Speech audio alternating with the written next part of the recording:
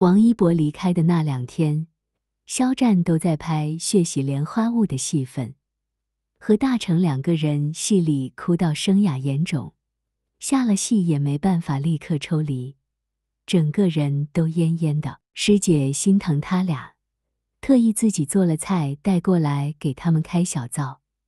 大成看见好吃的就开心不少，然而肖战却一反常态的没什么胃口。饰演江丰眠和于夫人的2位演员在演死之前挣扎着去拉对方手的那段戏，拍的时候他就在旁边看着。可能是2位戏骨情绪太到位，肖战看得心里非常难受。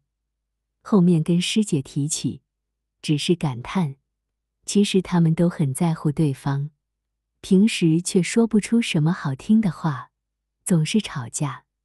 到了生命的最后时刻，才真情流露，恋恋不舍。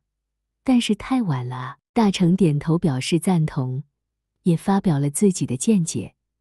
其实你不觉得江澄的性格完全就是他爹妈的结合体吗？遗传了于夫人的争强好胜和暴脾气，也遗传了江丰眠的别扭和嘴硬，反正就是不说真心话。你看他明明很关心魏无羡，16年前和16年后都很关心，偏偏只肯用恨意来遮掩，最后只能是失去了这个最重要的朋友。师姐看着他们笑，你俩真认真，都能写小论文了。战哥最认真，你看他眼睛现在还是红的。大成啧啧感叹，战哥真的是一个很感性的人啊。肖战不好意思的笑笑，低着头不再讲话，只听到师姐声音轻柔：阿战拍这部戏，想来是有不少感触吧，比如对着心爱的人，还是要多说一些真心话，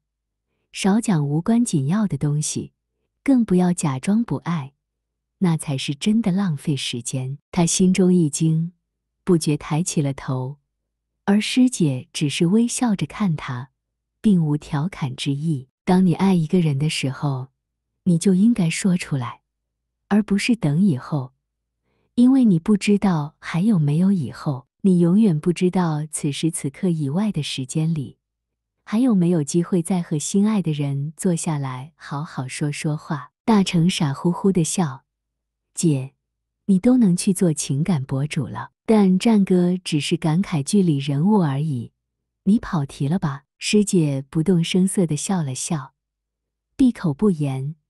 她心里已经明白了7、8分，一时间有些心虚，却也感激，只是垂头吃饭，也不再讲话了。她从王一博助理那里得知了小朋友返程的航班，看着时间差不多了，就给对方打了个电话，说等他一起吃晚饭。当时已经晚上8点多，听得出来小朋友很是受宠若惊。是啊，一直以来都是王一博等着他一起吃饭，因为他戏份重，总不能按时结束拍摄，所以等待的人从来都是小朋友。你这么晚还没吃饭，是因为在拍戏吗？王一博在电话里问道。他本能的想要顺势说对，话到嘴边却又变了想法，坦然回答：没有，今天6点多就收工了，是特意在等你。这么好啊，战哥。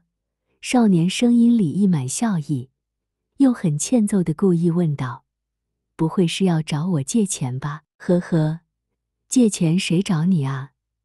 养大摩托那么烧钱，你能有多少钱借给我呀？2个人拿着电话互对了一会儿，就见着面了，也没再去外头，就在住的酒店里吃了顿便饭。少年一脸风尘仆仆，却又很有精神的样子，刚落座就问：说吧，战哥，什么事找我？肖战哭笑不得：没事就不能找你吃饭啊？没事，你等我到8点半。少年明显不太相信，自嘲地笑了笑：不会吧，战哥，我什么时候变这么重要了？不知为何，他看到那个笑容，竟然觉得心酸。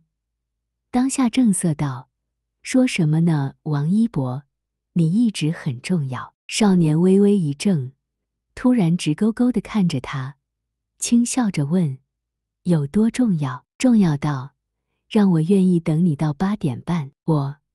那如果我8点45回来，你还等吗？不等了，8点半是我极限。他凶巴巴地威胁小朋友：快闭嘴吧，点菜啊，我饿死了。吃饭的时候，他无意间看到手机锁屏上的日期，突然想到一件事。王一博，他说，你要过生日了啊。少年并未抬头，仿佛不甚在意地嗯了一声。你喜欢什么？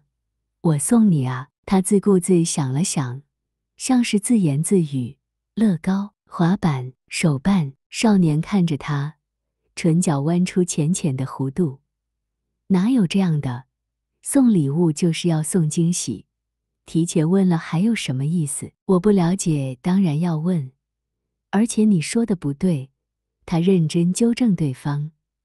送礼物，送的是快乐，你当然得先喜欢，才会快乐。少年重新低下了头，长长睫毛遮住了眼中情绪，语气听起来仿佛漫不经心。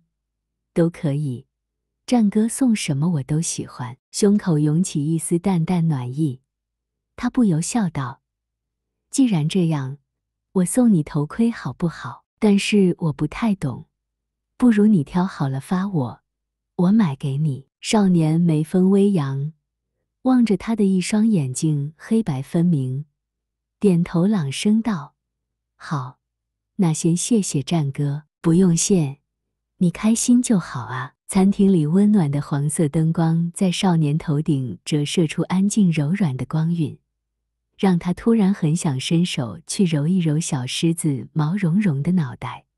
少年身上那一种经雕琢的天真和不卑不亢的自由总是深深吸引他，让他不由自主地想把自己微不足道的所有都双手捧出，去成全，去保护，去守候。他没有拼过乐高，不懂玩滑板，更不会骑摩托车。小朋友的这些极限爱好于他而言都非常陌生，他更喜欢窝在家里，一杯茶、一本书、一部电影度过整个下午。其实他们真的不太像一个世界的人，但又真的很奇怪。他们一旦聚在一起，可以立时创造出属于他们自己的小小世界，那是只有他们自己知道的秘密花园，旁人绝对难以融入。他也不是没有别的好朋友，但从来没有人能像王一博这样，可以轻而易举成为他唯一的例外。战哥今天好好我都不习惯了。少年吃完了饭，靠在椅子上，边揉肚子边感叹：干嘛？他装作不高兴的样子。战哥平时对你很差吗？小朋友转了转眼珠子，认真回答：平时对所有人都很好，但是今天特意等我吃饭，还要送我礼物，是只对我一个人好。末了又笑得很甜，问：是兽性特权吗？他心里软得一塌糊涂，几乎是不假思索地脱口而出：不是，是狗仔在特权。小朋友呆呆看着他，眼睛亮亮的，他不知道是哪里来的勇气，即使双颊泛起了微热，即使血脉加快了流动，还是望着那双眼睛，一字一句说道：就算对所有人都很好，也会有特别的那一个。比方说，狗仔仔就很特别，所以狗仔仔在战哥这里永远有特权。